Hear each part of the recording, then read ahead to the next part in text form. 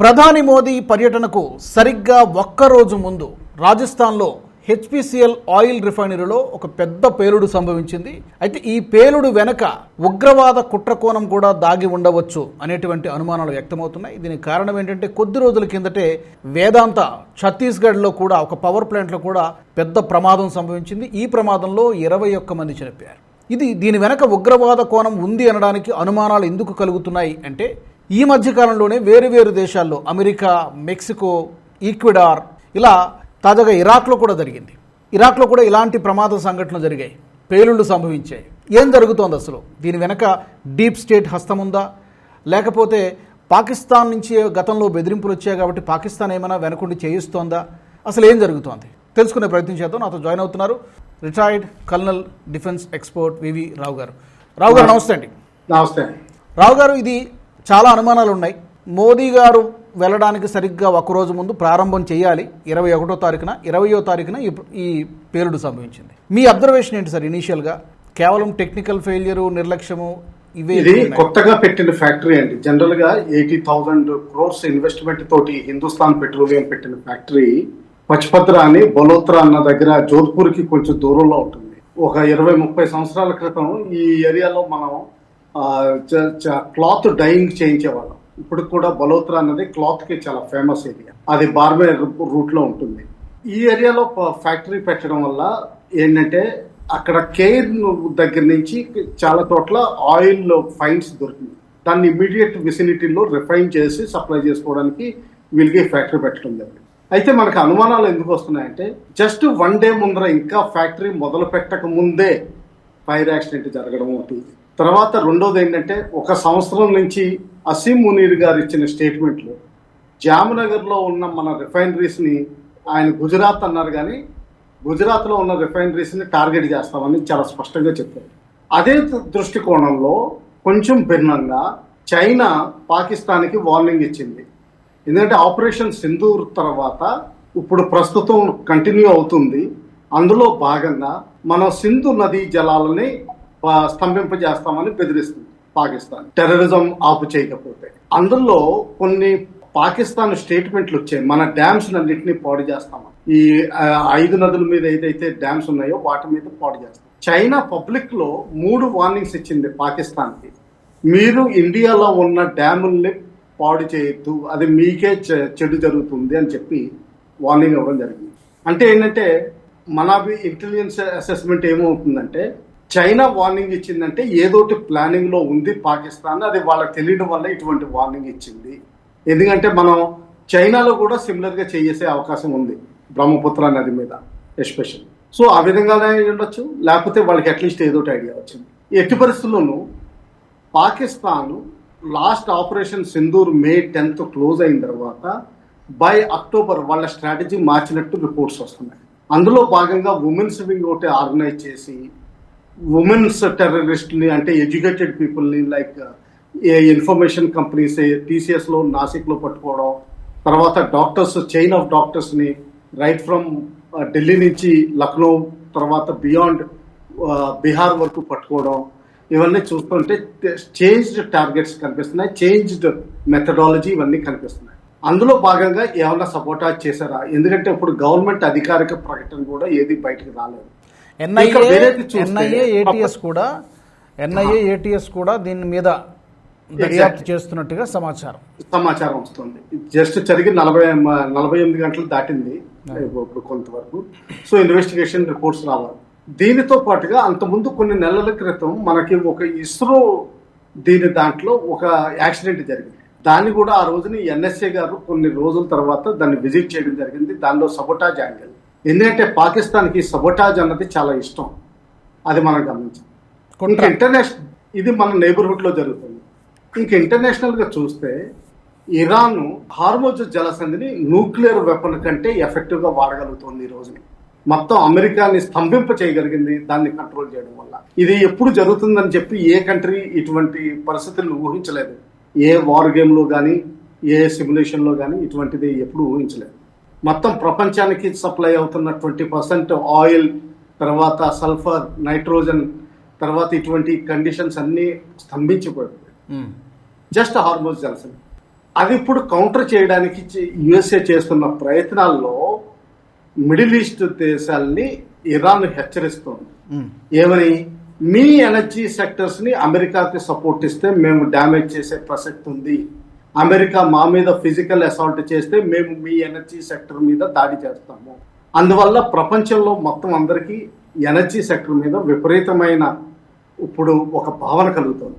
ఈ భావనలోనే various conspiracy theories కూడా బయటకు వస్తున్నాయి. ఎందుకంటే వెనుజులాలో ఆ ఇన్సిడెంట్ జరిగినప్పటి నుంచి ప్రపంచంలో ఎనర్జీ సెక్టర్ ఎలా కంట్రోల్ చేయాలన్నది అమెరికా, యూరోప్ భావన చాలా రావు గారు ఇప్పుడు ఇదే రోజున మేబీ ఒక రోజు ముందో తర్వాత అంటే 20వ తారీఖునే, ఏప్రిల్ 20వ తారీఖునే రొమానియాలో ఏదో ఒక ఇన్సిడెంట్ జరిగినట్టుగా. ఎగ్జాక్ట్లీ. 10,000 కిలోవాట్స్ ఉన్నది రియాక్టర్ పేలిపోయింది. సో అది కూడా ఒక డౌట్ వస్తుంది. ఇరాక్ లో కూడా ఏదో జరిగిందని, ఇరాక్ లో కూడా ఒకటి జరిగిందని, ఇరాక్ లో జరిగిందని. తర్వాత మన ఇండియాలో వేదాంత కూడా పవర్ ప్లాంట్ దగ్గర జరిగింది. అందులో 21 మంది చనిపోవడం జరిగింది. ఇవన్నీ జరిగినాయి లాస్ట్ 30 days లో జరిగినాయి. సో దీనివల్ల చాలా అనుమానాలు వస్తున్నాయి. ఎందుకంటే అటు యూక్రెయిన్ వార్ నడుస్తుంది, యూక్రెయిన్ రష్యా. అటు ఒకవేళ రష్యా గెలిస్తే యూరోప్ భయం ఏంటంటే ఎనర్జీ సెక్టర్కి రష్యా, యూరోప్ ఉన్న ఎనర్జీ సెక్టర్ని రష్యా కంట్రోల్ చేసి యూరోప్ని ఇన్వైట్ చేస్తుందని వాళ్ళ భయం. అంతకుముందు కూడా గ్యాస్ పైప్ లైన్స్ని అమెరికా వాళ్ళు టార్గెట్ చేశారని చెప్పడం జరిగింది. ఇది మెయిన్ భయంగా పుట్టుకుంది. ఇప్పుడు రొమానియాలో జరిగింది, తర్వాత ఇరాన్ ఇలా భయపెడుతోంది. దీని వెనకాల ఏదైనా డీప్ స్టేట్ కూడా యాక్షన్ ఉందా? ఎందుకంటే ఇది అమెరికన్ డాలర్ని పైకి తీసుకొస్తుంది. దానివల్ల చైనీస్ యువాన్ తగ్గుతుంది. తర్వాత ఈ కొత్తగా వస్తున్న డిజిటల్ కరెన్సీ వాల్యూస్ తగ్గుతాయి. ఈ ఆయిల్ రేటు పైకి ఉంటుంది. పైకి ఉండడం వల్ల ఇప్పుడు చైనాకి ఇరాన్ సప్లై చేయలేని పరిస్థితిలో ఉండడం వల్ల అమెరికా చైనాకు కూడా సప్లై చేయడానికి తయారుగా ఉంది, ఇండియాకు కూడా సప్లై చేయడానికి తయారుగా ఉంది. Obviously higher rate. దానివల్ల అమెరికాకి ఎక్కువ లాభాలు చేకూరుతాయి. తర్వాత డాలర్ వాల్యూ పెరుగుతుంది. ఇంకొకటి ఇల్యూమినాటీ అంటే ప్రపంచంలో ఇప్పుడు మన దీంట్లో చెప్పుకుంటాం, ఇప్పటికి కూడా 8 మంది చిరంజీవులు బతికే ఉన్నారు. వాళ్ళు కలియుగంలో చాలా వరకు కలియుగానికి అంతానికి తీసుకొచ్చి మళ్ళా తిరిగి ధర్మాన్ని స్థాపిస్తారని మనకు ఒక భావన ఉంది. అలాగే ఈ ప్రపంచంలో ఇల్యూమినాటీ అని దాదాపు రిపోర్ట్స్ ప్రకారం 30-40 మంది టాప్ ఇండస్ట్రియలిస్ట్స్ లేకపోతే సర్వీస్ ఏజెంట్స్ వాళ్ళే శాసిస్తారు. అందులో బిల్ గేట్స్ ఒక భాగంగా చెప్తారు. ఎందుకంటే అతనికి ఇంటర్నెట్ సెక్టర్లోను, అంటే సాఫ్ట్వేర్ సెక్టర్లోను, ఇంటర్నెట్ ప్రొవిజన్లోను, తర్వాత ఆర్టిఫిషియల్ ఇంటెలిజెన్స్లోను, తర్వాత ఫార్మా సెక్టర్లోను, వ్యాక్సిన్స్లోను ఆయనకి చాలా కంట్రోల్లో ఉంది. ప్రపంచంలో రీసెర్చ్లో కూడా ఇంతకీ వుహాన్లో జరిగిన రీసెర్చ్ కూడా ఆయనకి చాలా అంటగడుతున్నారు. అది కావాలని లీక్ చేసి ప్రపంచాన్ని జనాభా తగ్గించాలని చూస్తున్నారు, ఎస్పెషల్లీ ఏషియా అండ్ ఆఫ్రికాలో అని చెప్పి రిపోర్ట్స్ వస్తాయి. అలాగే యూరోప్లోనూ ఇటువంటి రాక్ ఫెల్లర్, తర్వాత మన వేరియస్ ఇండస్ట్రియలిస్ట్ ఎవరైతే ఉంటారో వీళ్ళందరూ ప్రపంచాన్ని పాపులేషన్ తగ్గించి వాళ్ళ ప్రొడక్ట్స్ ఎక్కువ పెంచాలని చూస్తున్నారు. రాక్ ఫెల్లర్ ఫౌండేషన్ అది రాక్ ఫెల్లర్ ఫౌండేషన్ అండి, కరెక్ట్.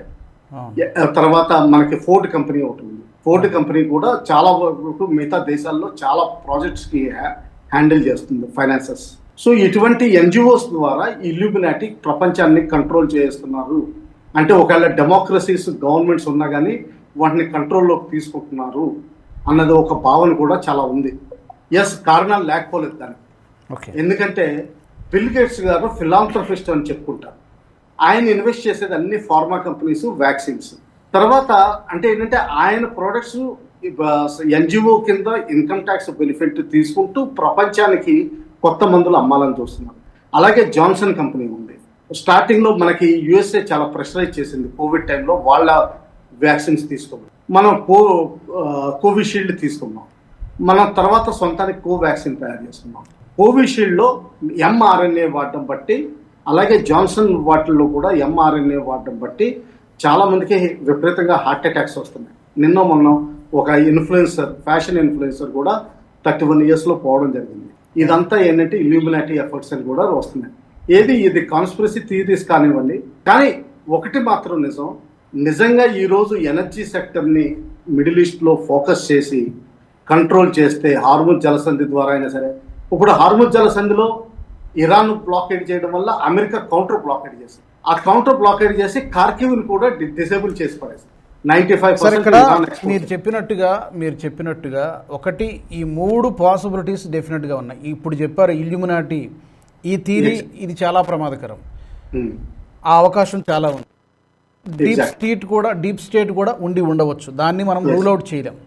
ఎగ్జాక్ట్లీ. లేదా పాకిస్తాన్ నుంచి కూడా జరిగి ఉండవచ్చు. వాళ్ళు ఇదివరకే గతంలో చేసినటువంటి చైనా హెచ్చరికలు ఇదంతా పాకిస్తాన్ నుంచి కూడా ఈ పాసిబిలిటీస్ ఉన్నాయి. ఎగ్జాక్ట్లీ. అయితే ఇక్కడ ఒక్కరోజు ముందు మోదీ గారు అక్కడికి వెళ్ళడానికి ఒకరోజు ముందే జరిగింది కాబట్టి కేవలం ఒక హెచ్చరికలాగా మాత్రమే భావించి ముందు రోజు చేస్తున్నారా? ఒకవేళ ప్రధాని వెళ్ళిన రోజునే జరుగుంటే పరిస్థితి ఏంటి? అది డెఫినెట్గా ఆయన లైఫ్కే థ్రెట్ కదా. ఎందుకంటే ఇది హెచ్చరికగా చేసినట్టు కనిపిస్తోంది. ఎందుకంటే మనకి మెయిన్ ఫంక్షనల్ రిఫైనరీస్ ఇవి జామ్నగర్ లో ఉన్నాయి, 3 రిఫైనరీలు. అందులో one of the world's biggest and అంటే చాలా wide types of crude oils ని హ్యాండిల్ చేయగలిగింది సింగిల్ ఫ్యాక్టరీ ప్రపంచంలోనే జామ్నగర్ లో ఉంది. అలాగే అదే కంపెనీ టెక్సాస్ లో కూడా కొత్తగా అమెరికా రిక్వెస్ట్ మీద కంపెనీ పెట్టడం జరుగుతుంది. దీన్ని డ్యామేజ్ చేయడం ద్వారా, ఒకవేళ దీన్ని డ్యామేజ్ చేయగలిగితే ప్రపంచంలోనే ఎనర్జీ సెక్టర్ అంతా ఊగిపోతుంది, చాలా కష్టాలు వస్తాయి. పాకిస్తాన్కి అసలే చాలా బాధగా ఉంది.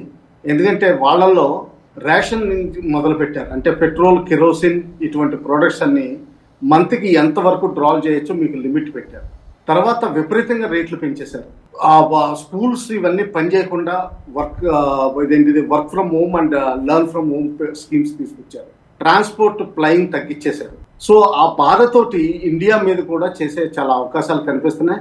ఇన్ ఎనీ కేస్ నా అభిప్రాయం ఏంటంటే లాస్ట్ ఆపరేషన్ సింధూర్లో మనకి జరిగిన సక్సెస్ వల్ల వాళ్ళు జమ్మూ కాశ్మీర్లో ఏం చూపించదలుచుకోలేదు. రెస్ట్ ఆఫ్ ఇండియాలో ఈ ఇంటెలిజెంట్ పీపుల్ ద్వారా, అంటే డాక్టర్స్, ఇంజనీర్స్, ఐటీ ఇంజనీర్స్, వీళ్ళ ద్వారా ఏదో ఒకటి చేయాలని.